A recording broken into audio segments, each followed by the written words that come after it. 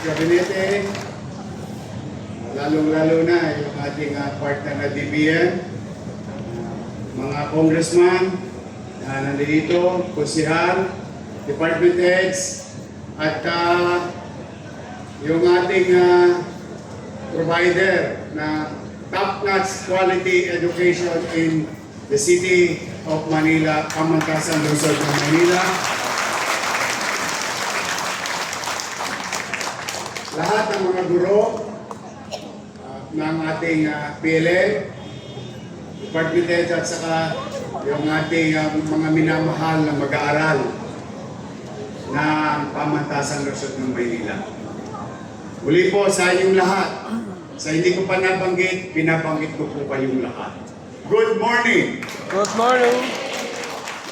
Una po ay, Ginoong Pangulo, ako'y taus-pusong nagpapasalamat sa inyo sa patuloy na pagtulong nyo at suporta sa pamahalang lokal. Hindi lang sa Maynila, kundi sa buong bansa. Maraming salamat po. Ito'y patuloy na inyong pagsuporta sa pagpapalakas ng kakayanan ng lokal na pamahalaan na tugunan ang pangangailangan ng ating mamamayan. Lalo na pagdating sa serbisyo pangkalusugan. Kompleto ka na, Mr. President. Zero billing. Pinataas mo ang coverage ng PhilHealth. O tapos ngayon, magpuproduce ko pa ng maraming doktor, nurse.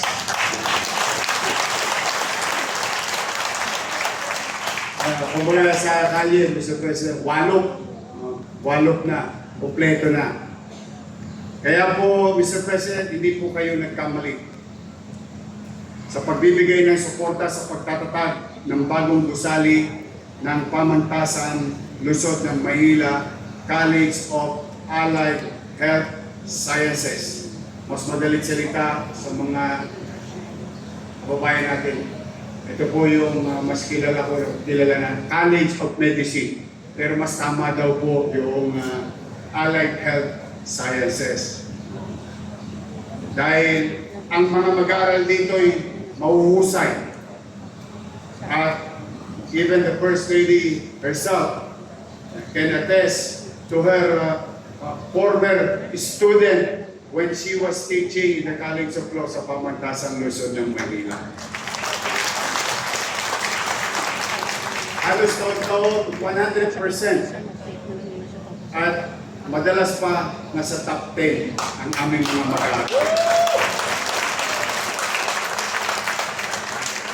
At hindi rin po kayo nagkamali, Mr. President, na kami pagkatiwalaan sa lungsod ng Maynila.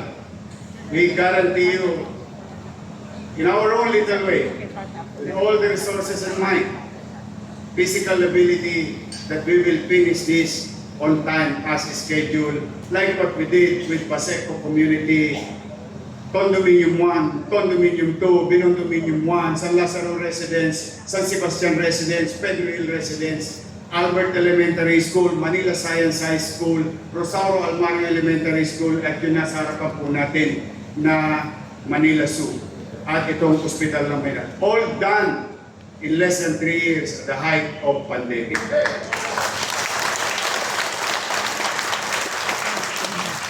Tatakatan po namin ng sipag at mabilis na kilos ang mabilis nyo ring aksyon at tugon sa usaping pangkalusugan. Dito man lamang kami mga batang Maynila, masuklian ang inyong pagmamalasakit sa amin that we will deliver on time as prescribed in our goal. Kaya muli po, Mr. President, maraming salamat. At bilang panghuli, Mr. President, we guarantee you in our own little way, with little resources, whatever resources that we have, we will align ourselves with your national goal to provide quality healthcare to our people, whether on financial assistance, whether on delivery of services, whether putting up facility, whether buying equipments, and now producing medical professionals in the next generation. And just so you know, Mr. President, itong pinuhunanan ninyo used to produce a cap of 300 students every year. Itong pinuhunanan ninyo, you will produce in your nation-building approach of 5,000 students.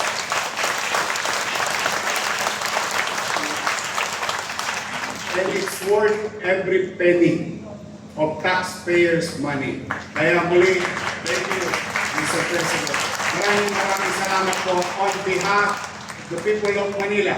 We wish you good health.